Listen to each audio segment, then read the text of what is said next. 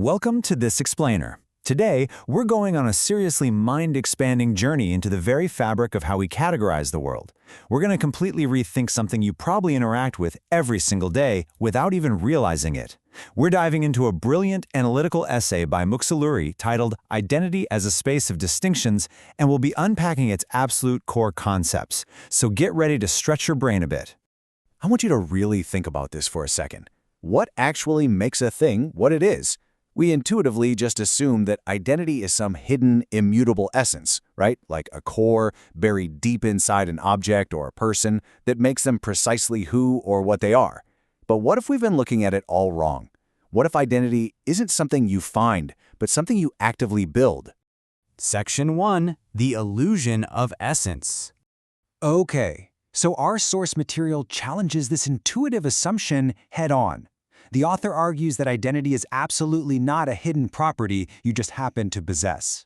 It's an active rule of distinction. Formal identity isn't a single property discovered out there in nature.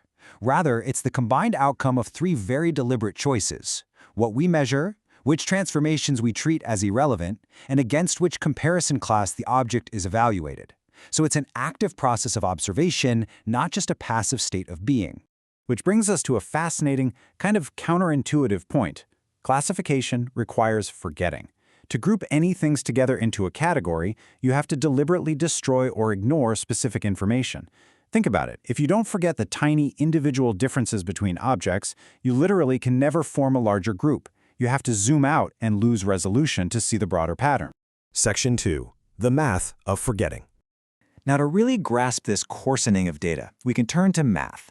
Mathematics offers a beautiful way to show how data is systematically coarsened, proving that identity is inherently subjective based on the level of detail you choose to maintain.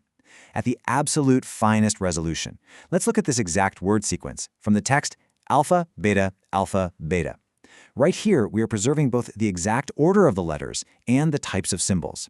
This is identity at a highly specific, granular level. But watch what happens as we step down the ladder. By zooming out to what mathematicians call a Parikh vector, we completely forget the order of the symbols. We're left with the numbers 2 and 3. See, we've thrown away the structural sequence, but we've kept the counts. We know we have 2 alphas and 3 betas. It's a completely different identity for the exact same raw data, just by choosing to forget the order. Let's complete this step down to show the ultimate coarsening map. Here we forget even the symbol types. Alpha and beta, they don't even matter anymore. All we retain is the total length, 5. We have systematically destroyed information at every single step to create broader and broader classifications. And this all builds to a foundational definition in the source text, an equivalence relation. This is a logical division of objects into mutually exclusive classes where all objects are indistinguishable at a selected resolution. The amazing thing here is that mathematically speaking, every single division we just talked about is formally valid. There is no single true classification. It simply depends on what resolution you select. Section 3. Relations and hidden structures.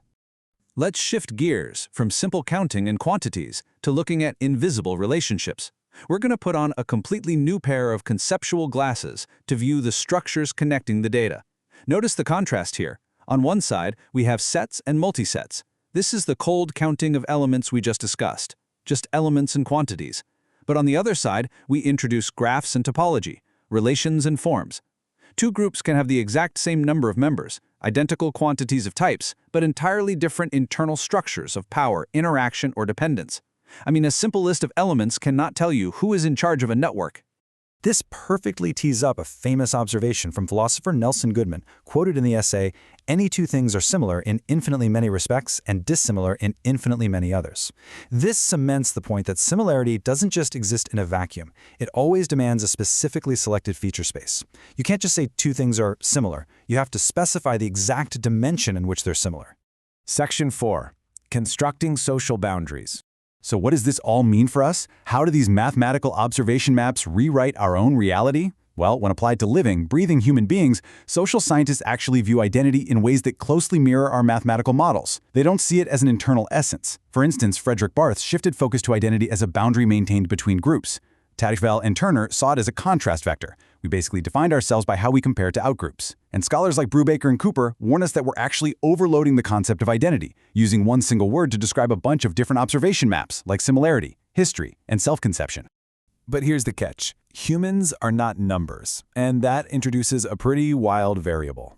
The essay highlights Ian Hacking's looping effect. It goes like this. First, we create a classification. Second, unlike a number, a human being realizes they've been classified, which actually changes their behavior and self-understanding. Third, that changed behavior requires a brand new classification. It creates this dynamic, moving feedback loop where the act of measuring literally alters the thing being measured.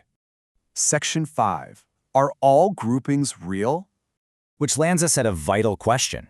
If all these identities are mathematically arbitrary based on what we choose to measure, does that mean nothing matters? That every category is just a made-up fiction? The essay makes a crucial distinction to answer this. Contrast these two concepts. We have logical equality, the idea that any grouping you can dream up is formally mathematically valid, but then we have scientific inequality. While all groupings might be logical, they are not all scientifically useful. Only some groupings are causally effective and actually predict reality. So the crucial point here is that to be considered scientifically real, a classification must meet specific criteria. It must possess invariance and robustness, meaning it withstands errors and irrelevant changes. It needs discriminating power and sufficiency for the task at hand. And, most importantly, it must have predictive power and causal relevance. It has to link back to actual mechanisms in the real world, not just superficial correlations. Let's bring this explainer home with one final unifying concept, the general identity triple. It states that identity equals an observation map plus permitted transformations plus a comparison space. This single, elegant formula summarizes our entire journey today. Whether you're dealing with pure math, algorithms, or complex human societies, identity is always the combination of what you measure, what you ignore, and what you compare it to. I want to leave you with this provocative thought to ponder. If your own identity is fundamentally just an observation map, a specific set of distinctions that you and others have chosen to measure and remember while forgetting everything else, how do the boundaries you draw rewrite your own reality? What happens if you change the resolution of your map?